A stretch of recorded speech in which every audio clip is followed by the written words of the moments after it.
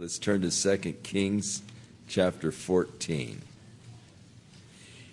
In the book of 1st and 2nd Kings, we are following the history of two nations in chronological order. And so we jump back from the story of one kingdom to the story of the other kingdom and back and forth. For there was at the death of Solomon a division of the kingdom of Israel into the northern and southern, the northern kingdom being called Israel, the southern kingdom being called Judah. And we're trying to follow now the history of these two kingdoms as we look at the kings and certain aspects of their reign. So it's a lot of gear shifting as we shift from the north to the south, from the south to the north, and back again. And you have to sort of concentrate to keep up. Are we in the north or are we in the south?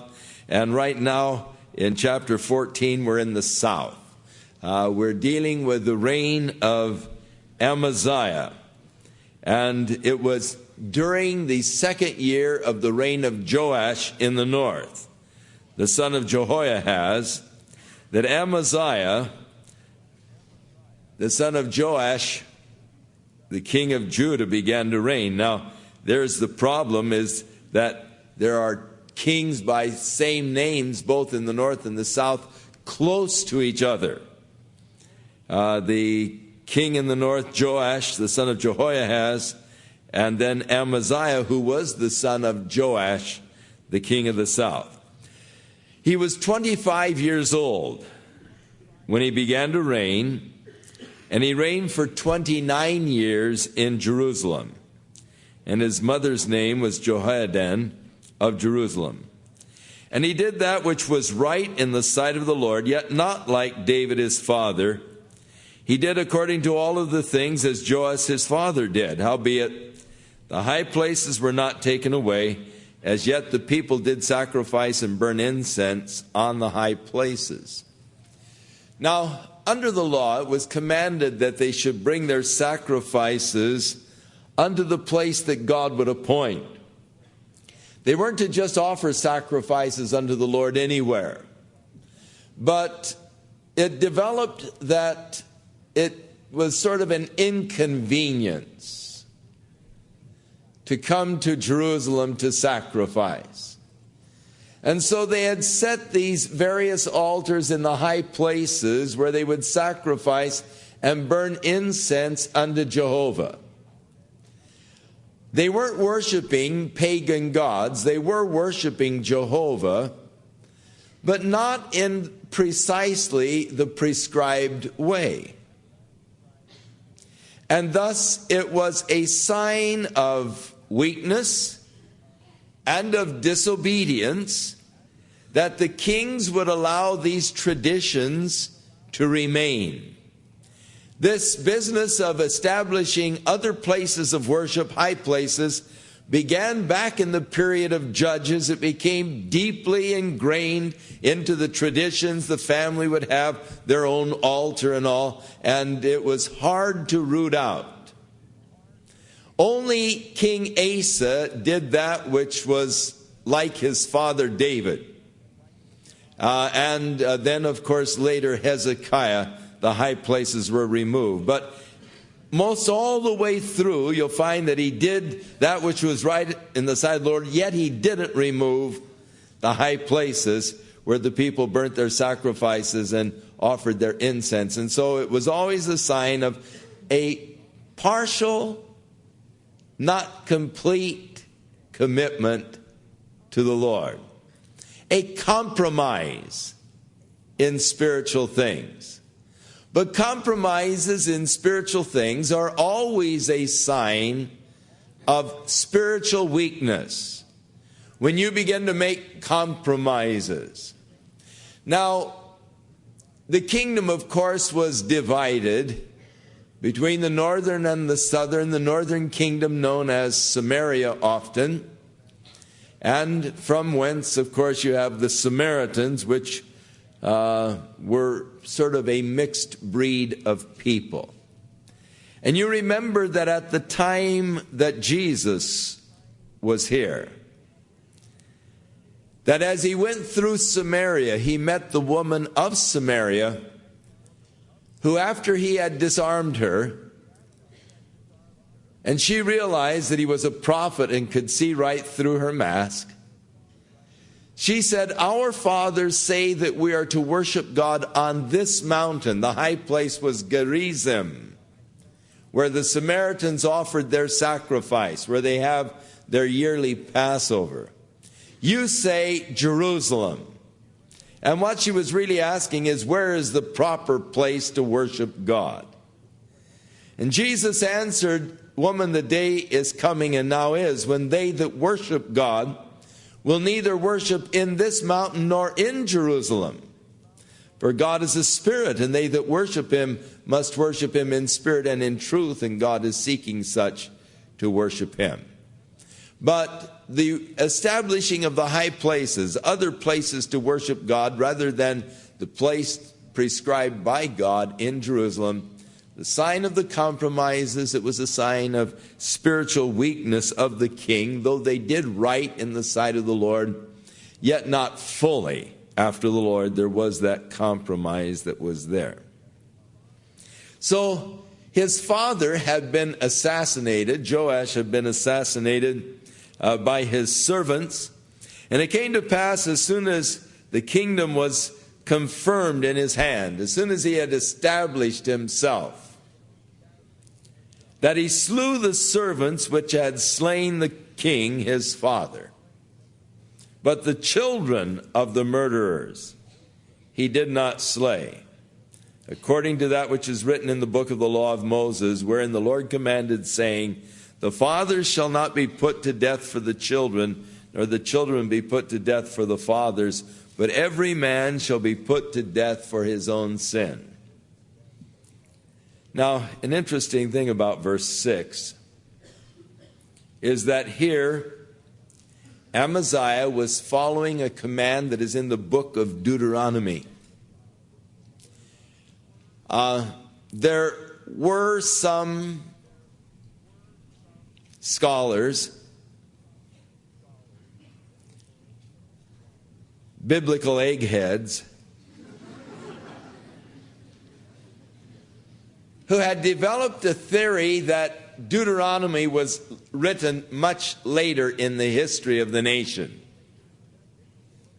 And it was suggested that the book of Deuteronomy was written during the time that Hezekiah was king, or even periods after that. And these fellows sought to offer all kinds of proofs that the book of Deuteronomy was not a part of the original Pentateuch, not written by Moses, but came along much later. Interesting that here in 2 Kings they should quote from Deuteronomy before it was ever written. Quite an amazing thing indeed.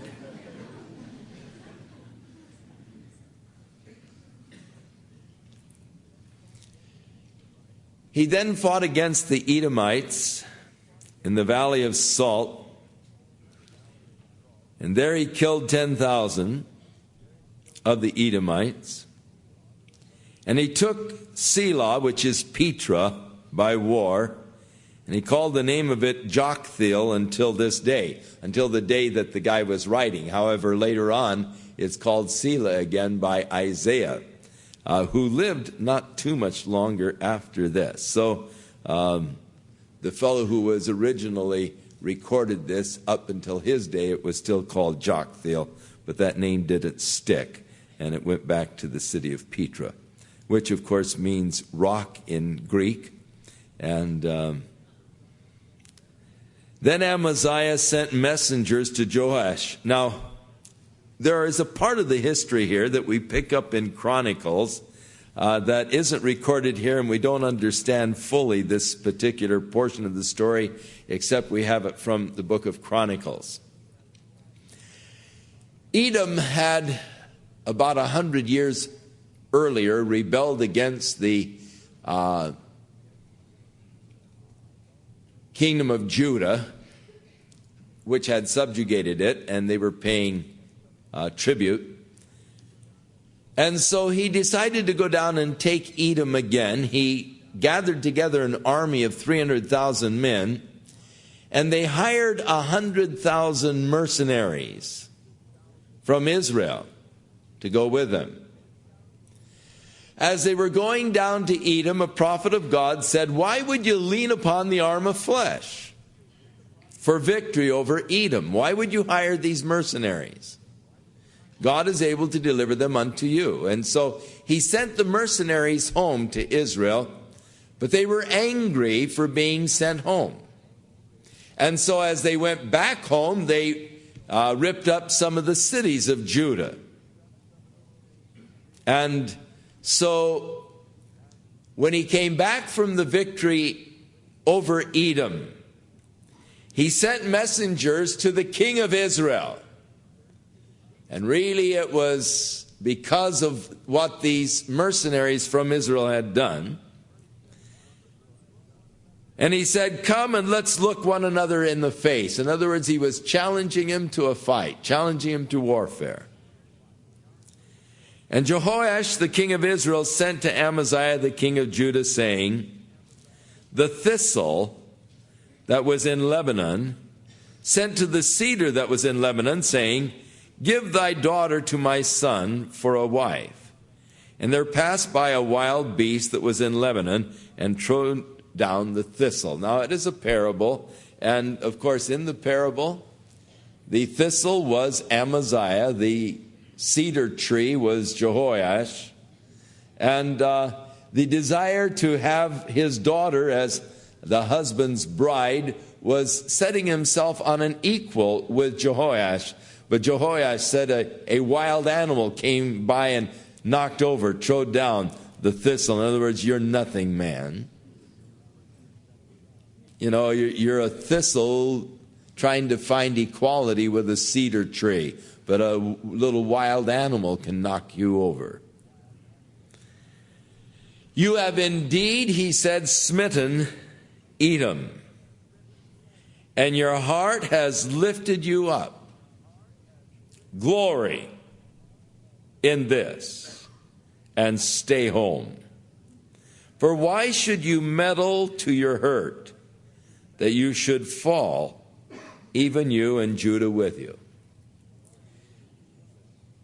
Jehoash sent back a message with a parable and said, "Look, you're excited, you're proud because you've had a victory over Edom. Don't get carried away. Just enjoy the victory that you have. Stay at home and glory in your past accomplishments, but don't meddle to your own hurt, to your own defeat." Oh, that we would learn the lesson of the danger of meddling. How often we as Christians even meddle in areas where we have no business being, with things which we have no business meddling with. And the result of meddling is usually hurt, defeat. We meddle around with things that the Lord specifically tells us we're not to have anything to do with them. You meddle around in the world. The Lord said, "Love not the world, neither the things that are in the world. For he that hath the love of the world in his heart hath not the love of the Father." And yet we see Christians meddling with things of the world. But it's only to your own hurt. But we read, Amaziah would not listen. Therefore Jehoash, the king of Israel, went up. He took the aggressive. Rather than waiting to be attacked, he sent his troops south to the area of Beth Shemesh, which is the area where Samson hung out in the earlier days. And Amaziah, the king of Judah, looked one another in the face at Beth Shemesh with Jehoash, the two of them. And Judah was put to the worst before Israel, and they fled every man to his tents. And Jehoash, the king of Israel, took Amaziah, the king of Judah, the son of Joash, and he came to Jerusalem, and he broke down the wall of Jerusalem from the gate of Ephraim to the corner gate, about 600 feet.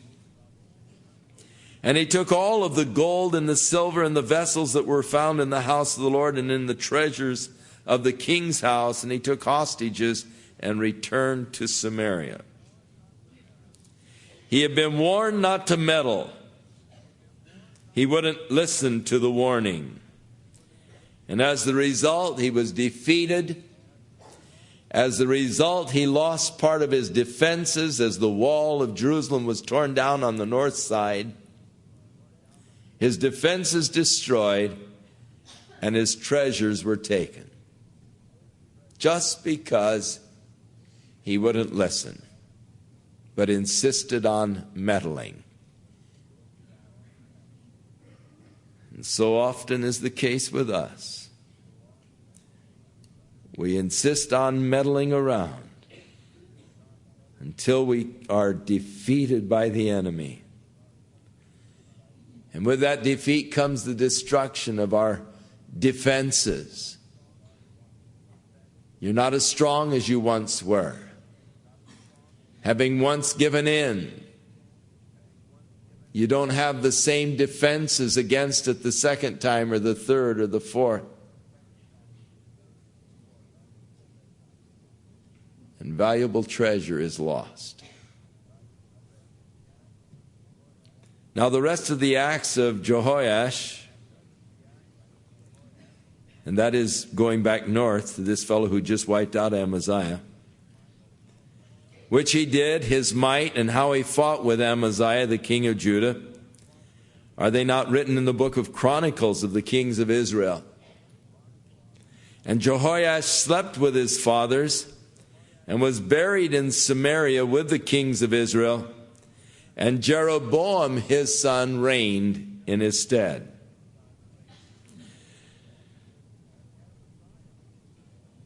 And Amaziah, the son of Joash, the king of Judah, lived after the death of Jehoash for 15 years. And the rest of the acts of Amaziah, are not they written in the book of the Chronicles of the kings of Judah? Now, there was a conspiracy against him in Jerusalem, against Amaziah, and so he fled to Lachish. But they pursued after him to Lachish, and they killed him there. And they brought his body on horses and buried him in Jerusalem with his fathers in the city of David. Now, his father had been assassinated, and now he is assassinated. And all of the people of Judah took Azariah, who was only 16 years old, and they made him the king instead of his father Amaziah. And Azariah built Elath and restored it to Judah. And after that, the king slept with his fathers. Now, Elath was down on the Red Sea. It is in the area of the Gulf of Aqaba. It is across from present Eliat, which means that he again went into the area of Edom and conquered the area of Edom. Now, the name Azariah may be more familiar with you by the name of Uzziah. He is called by both names. The name Azariah means the Lord is my help. Uzziah means the Lord is my strength. We have a much more complete history of him in 2 Chronicles than we have here in 2 Kings. He did reign for 52 years. He was a popular king, and he had a powerful rule. During his reign, Judah prospered immensely. At the death of Azariah is when Isaiah began to prophesy. So we're now beginning to put some of the prophets in perspective as we come into this particular period of history.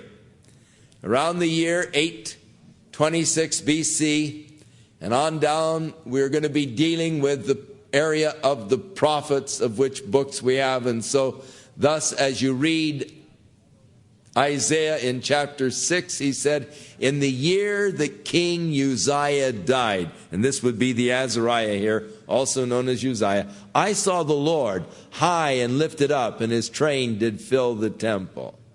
Then said I, woe is me, for I am a man of unclean lips, and I dwell amongst people of unclean lips. And the story of how the seraphim came with a coal from the altar and touched his lips. And the Lord said, who will go for me? And Isaiah said, here am I, send me. And Isaiah is commissioned to be the prophet, came in the year that King Uzziah died. So we're beginning to move into the period of the prophets. Now in the 15th year of Amaziah, the son of Joash, the king of Judah, and we're introduced to Azariah here, and then we pop back to the northern kingdom, for we go back to Jeroboam. In the 15th year of Amaziah, the son of Joash, king of Judah, Jeroboam, the son of Joash, king of Israel, began to reign in Samaria, and he reigned for 41 years. He did that which was evil in the sight of the Lord, as did all of the other kings in the northern kingdom. Jeroboam, this would be the second, because the first king of the northern kingdom was Jeroboam. He did that which was evil. He departed not from the sins of Jeroboam, the first king, the son of Nebat. And he, however, was a strong king from a military standpoint. He restored the coast of Israel from the entering of Hamath unto the sea of the plain, according to the word of the Jehovah God of Israel, which he spake by the hand of his servant Jonah. And this is the Jonah that you know from the book by his name. And so this is the time of the prophet of Jonah and the time of his prophecy. Also in the northern kingdom, during the reign of Jeroboam, there came Amos from Tekoa. Now Tekoa is south and east of Bethlehem. And Amos came up to Jeroboam and prophesied concerning Jeroboam and all. And thus, for extra credit, you should read the book of Amos at this point. And you'll now get the prophecies of Amos in historic perspective, if you will read them and think of them in light of Jeroboam's reign. Also during this time, Hosea also was prophesying. So that's another book that you'll have to read. You don't have to read Isaiah until next week. Because as we get into the son of Azariah, then you get into the time of Isaiah's prophecy. But it helps if you can, in the reading of these prophets, put them in their historic setting. Because then you can understand so much better the things that they are talking about as they speak concerning the deterioration spiritually of the kingdom and all. When you're reading the historic part along with the prophets, it helps immensely in getting the whole picture in perspective. So Jeroboam began to reign. He reigned for 41 years and did that which was evil, but he did have a powerful kingdom. And Jonah had prophesied that they were going to expand the kingdom under him, which they did. And the Lord saw the affliction of Israel, that it was very bitter, for there was not any shut up, nor any left, nor any helper for Israel. And the Lord said not that he would blot out the name of Israel from under heaven, but he saved them by the hand of Jeroboam the son of Joash.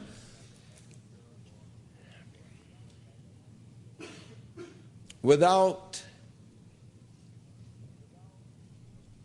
seeking to be disrespectful or sounding blasphemous, it should be noted that in a way God is sort of a softy in regards to his people. Very tender, very patient, very soft. Jeroboam was not a good king. He was doing that which was evil, but God looked upon the nation of Israel. They're my people.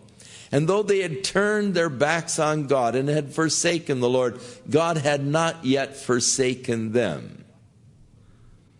Wonderful thing about God. He is so slow to forsake his people. And he saw them in their pitiful condition, even though the pitiful condition was brought about by their own sin, their own rebellion against God. Yet God, seeing them in this pitiful state, no one would stand with them. They had no allies. Everybody was against them, which touched the heart of God. And because everyone was against them, God was for them. And God helped them, reached out his hand to help them. Oh, how patient, how loving, how kind is the God that we serve. How quick to forgive, how slow to react in judgment. And so the Lord saw the affliction. It was bitter. They had been shut up. Their enemies, they were surrounded by enemies. There was no one left to help them. And God felt sorry for them. He didn't say that he wouldn't blot out the name of Israel from under heaven, but he saved them by the hand of Jeroboam this king. Now the rest of the acts of Jeroboam, all that he did, his might, how he warred, how he recovered Damascus and Hamath, which belonged to Judah, for Israel, are they not written in the book of the Chronicles of the kings of Israel? So Jeroboam slept with his fathers, even with the kings of Israel, and Zechariah his son reigned in his stead. And now the northern kingdom goes through some real times of anarchy. But before we get to that, we come back to Judah. In the 27th year of Jeroboam, now remember he reigned for 42 years. In the 27th year, Azariah, or Uzziah, the son of Amaziah, the king of Judah, began to reign. He was 16 years old when he began to reign. He reigned for 52 years in Jerusalem, and his mother's name was Jechaliah of Jerusalem. He did that which was right in the sight of the Lord, according to all that his father Amaziah had done, except that the high places were not removed. The people sacrificed and burned incense still on the high places. And the Lord smote the king, so that he was a leper unto the day of his death. And so he had to dwell in an isolated house. And Jotham, the king's son, was over the house, judging the people of the land. So there was a co-reigning of Uzziah with his son Jotham. Now the Lord smote Uzziah, it says, with leprosy. In 2 Chronicles, we are given the story of how it happened. He was a very popular king. He was a powerful king. And he went into the temple, into the holy place, to burn incense before the altar of incense. And the high priest, along with 80 other priests, came in and challenged him and said, "What are you doing in here?" It's not been appointed for you to burn incense before the Lord. That's the job of the priest. Get out of here. And Uzziah raised his hand against the high priest, but as he did, they were amazed because they saw this leprosy just break out all over his body. And so the Lord smote him with this leprosy because of his intrusion into an office to which he was not called. Now, God called him to be a king. God did not call him to be a priest. And thus he had no right intruding into the area of the priesthood.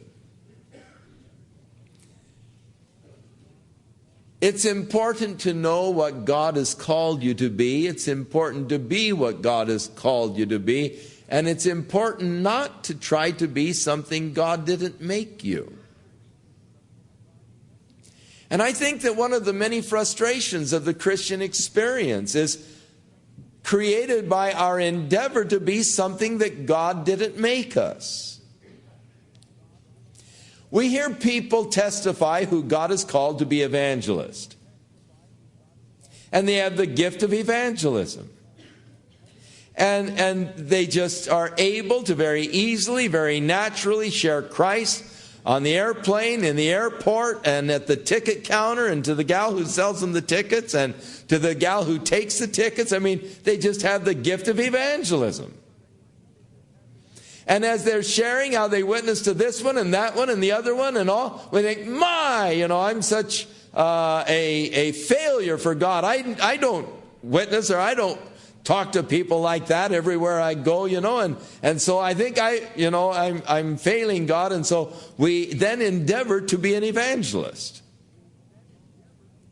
If God hasn't called you to be an evangelist, you're going to be out of your territory trying to be an evangelist. And you're going to be frustrated. You're going to be miserable. It's always frustrating to try to be something that God didn't make me. I know that because for years I sought to be an evangelist. I wanted to be an evangelist. I just felt that I wanted to, and I tried to be an evangelist.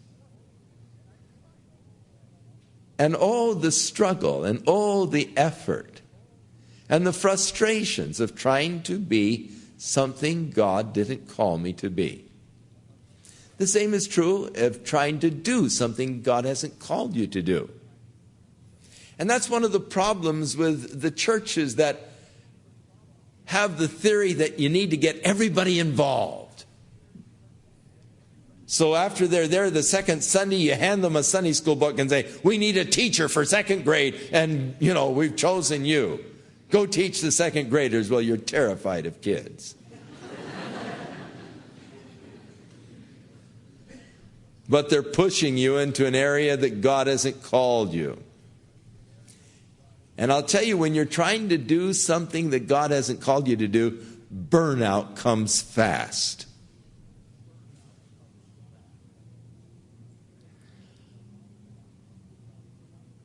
I've heard an awful lot lately about burnout. In fact, there's even been books written concerning ministerial burnout and a lot of seminars for pastors who are experiencing burnout.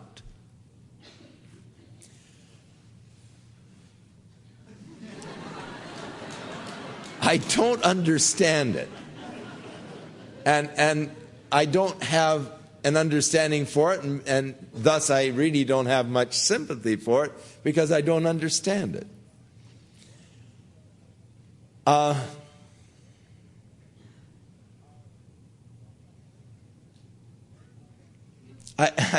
It's an area that you talk about burnout, What are you burned out for?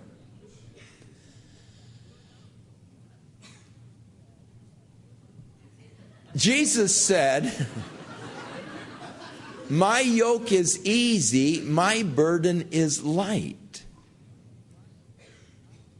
He also said, I delight to do thy will, O Lord. How can you get burned out in doing something that is your joy, your delight, and brings you more pleasure than anything else in all the world? It's like a surfer saying, oh, I'm getting burned out on surfing, you know.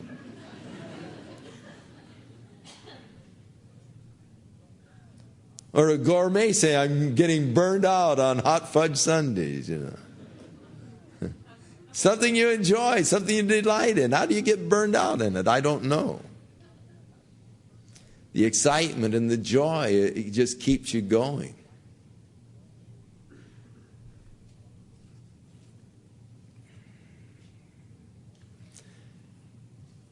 So, Azariah attempted to do something that God had not called him to do. Going in to offer incense. And thus we read here only that the Lord smote the king so that he was a leper unto the day of his death. And the rest of the acts of Azariah, all that he did, are they not written in the book of the Chronicles of the Kings of Judah? Yes, they are. And we'll be looking at them when we get to the 26th chapter of 2nd Chronicles. So Azariah slept with his fathers, and they buried him with his fathers in the city of David, and Jotham, his son, reigned in his stead. Popular king. We're going to find that everybody was talking about him. He had developed a very strong and powerful reign. Now back to the north, and chaos. Here's 52 years that the one fella is king down there in Judah, but up in the north, man, they're going through kings like they're going out of style. So back in the north, in the 38th year of Azariah, or Uzziah, the king of Judah, Zechariah, the son of Jeroboam, that is the previous king, began to reign over Israel in Samaria, and he reigned for 6 months. He did that which was evil in the sight of the Lord, as his fathers had done. He departed not from the sins of Jeroboam, the son of Nebat, who made Israel to sin. And Shallum, the son of Jabesh, conspired against him and assassinated him in the public before the people. He slew him, and he reigned in his stead. So this fellow Shallum assassinated him, took over the throne. And the rest of the acts of Zechariah, they're written in the Chronicles. And this was the word of the Lord which he spoke to Jehu. You remember earlier when Jehu wiped out the worship of Baal and Jezebel, the Lord said, because of your zeal in doing this, I will give you 4 generations to sit upon the throne. It was a longer dynasty than any other dynasty in the nation of Israel. The other were only 3 generations at the most. He had more generations, and so this was the fulfillment of the word of the Lord from Elisha to Jehu, saying, your son shall sit on the throne of Israel to the 4th generation. And so it came to pass. Now Shallum, who murdered the king to get the throne, began to reign in the 39th year of Uzziah the king of Judah, and he reigned for a full month in Samaria. Things are getting bad. For Menahem, the son of Gadi, went up from Tirzah and came to Samaria, and he smote Shallum, the son of Jabesh, and he slew him and reigned in his stead. And the rest of the acts of Shallum, the conspiracy which he made, behold, they're written in the book of the Chronicles of the Kings of Israel. So, real anarchy is setting in, as, you know, they're just murdering off the kings one after another and taking over the throne. A real period of deterioration as far as the nation goes. They're heading downhill fast, and they're heading on out to the end of the history of the northern kingdom. It's rapidly approaching, and in this period of spiritual and civil confusion. Then Menahem smote Tiphsah and all that were therein, because the city of Tiphsah would not submit to him. But then he was brutal, and because they would not open to him, therefore he smote it, and he ripped up the women who were with child, the pregnant women. And in the 39th year of Azariah, the king of Judah, began Menahem, the son of Gadi, to reign over Israel. He reigned for 10 years. And he did that which was evil in the sight of the Lord, and you get the same old sad story. And during that time, Pul, the king of Assyria, came against the land, and Menahem bought him off. He gave Pul 2,000 talents of silver, about $2 million, which he exacted from the wealthy men of Israel. 50 talents from each he exacted from them, and paid off Pul, the Assyrian king. This is the first mention of Assyria, but it begins to rise now in power.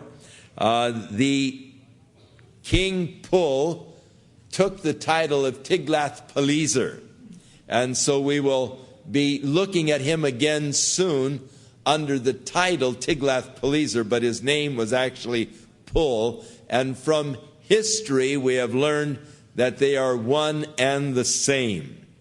And so there is an account in the history records of Assyria that were discovered by the archaeologist, in which he makes mention of this Menahem, king of Samaria, paying him tribute. And so a historic confirmation of what the Bible declares here, the 1,000 talents of silver that were paid to the Assyrian king so that he would not attack them.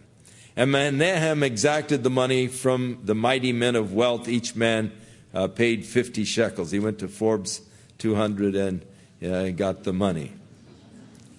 So the king of Assyria turned back and did not invade the land. The rest of the acts of Menahem and all that he did, are they not written in the books of the chronicles of the kings of Israel?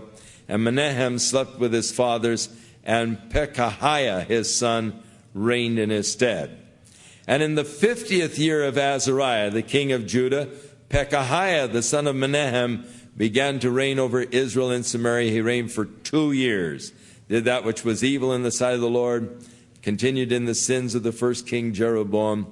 But Pekah, the son of Remaliah, the captain of his, conspired against him and smote him in Samaria, in the palace of the king's house, with Argob and Ariah, and with him the 50 men of the Gileadites. So he was assassinated, and Pekahiah was assassinated by Pekah. So it gets, again, a little confusing. In the 52nd year of Azariah, that is the year that he died, Pekah began to reign in Samaria over Israel. He reigned for 20 years, did that which was evil in the sight of the Lord. And during his reign, Tiglath-Pileser, the king of Assyria, took some of the cities. He began to wipe them out: Ijon, Abel-Beth-Makkah, and Janoah, and Kadesh, and Hazor, and Gilead, and all of the Galilee region, the area that belonged to the tribe of Naphtali, and he began to carry them away captives to Assyria. Now, this is the Assyria that Jonah was called to go and prophesy to. And now you begin to understand why Jonah didn't want to go. Because Assyria had begun to attack Israel. And they were the enemies of Israel. And the Assyrians were extremely cruel. Nineveh was the capital of Assyria. And they were extremely cruel. They would carry off the people from the land, and then they would bring other people to inhabit the land. They sought to completely demoralize the people by taking them away from their homes.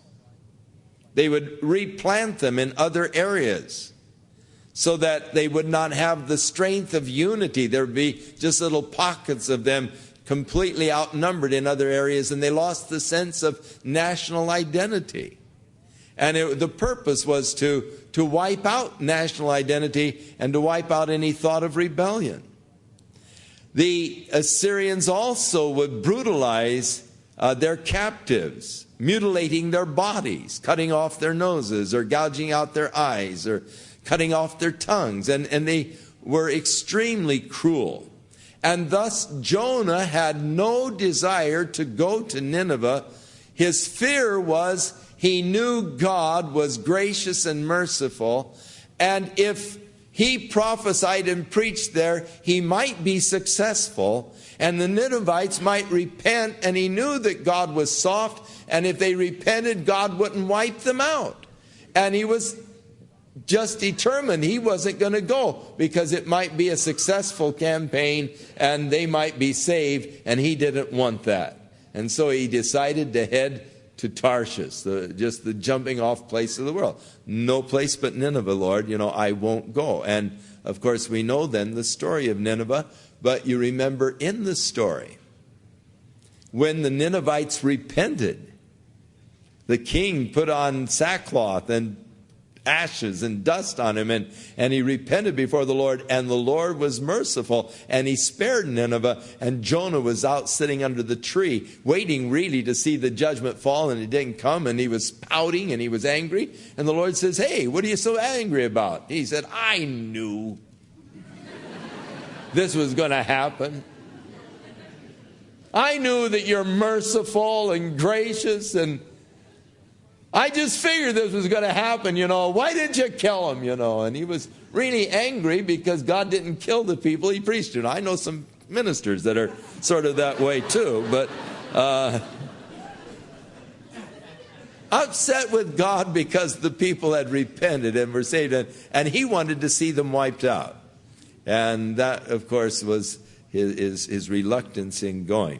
But now Assyria begins to come upon the scene, and the northern kingdom of Israel ultimately falls to Assyria completely.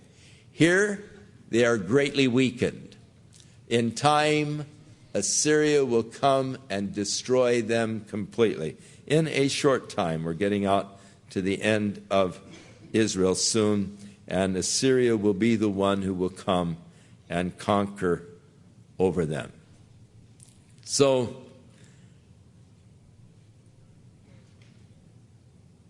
during the time that Pekah was reigning is when Assyria under Tiglath-Pileser began to really move against the nation of Israel.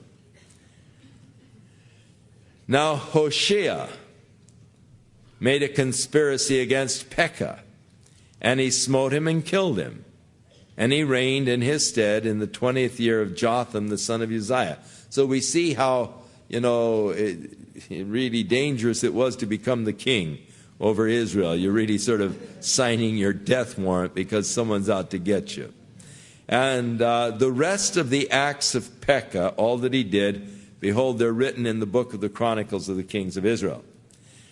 Now, going back to the south, in the second year of Pekah, the son of Remaliah, the king of Israel, began Jotham, the son of Uzziah, the king of Judah, to reign. He was 25 years old when he began to reign. He reigned for 16 years in Jerusalem. His mother's name was Jerusha, the daughter of Zadok. And he did that which was right in the sight of the Lord. He did according to all that his father Uzziah had done. Howbeit, he still allowed the high places to remain, and the people sacrificed and burnt the incense in the high places. He built the higher gate of the house of the Lord. The rest of the acts of Jotham, all that he did, are written in the book of Chronicles. And the Lord began to send against Judah Rezin, the king of Syria, and Pekah, the son of Remaliah. And Jotham slept with his fathers, was buried in the city of David. And so we come to the beginning of the reign of Ahaz over Judah, and Ahaz was one of the exceptions. As far as Judah is concerned, he was a wicked king, and we'll get into his reign in our next lesson. But following back and forth, not the easiest thing in the world, but you guys are doing great. I must commend you. You're hanging in there, and And I'm proud of you. I really am. And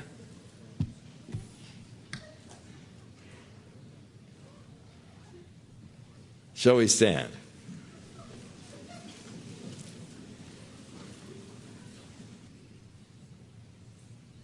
May the Lord be your strength as you go in His name. May He guide you with His counsels, with His wisdom. May you experience the joy of the Lord in your heart this week as you see the blessings of God and the work of His Spirit. And may the peace of Christ, which passes human understanding, just fill your heart and your life as you give thanksgiving unto God for all of His goodness and His blessings. And may you have a glorious time as you worship the Lord and give thanks around the table, and as you remember and recount the wonderful things that God has done for us. May it be just a special week of the work of God's Spirit within your life as you're enriched in your walk with Jesus Christ. God bless you and keep you in His love always.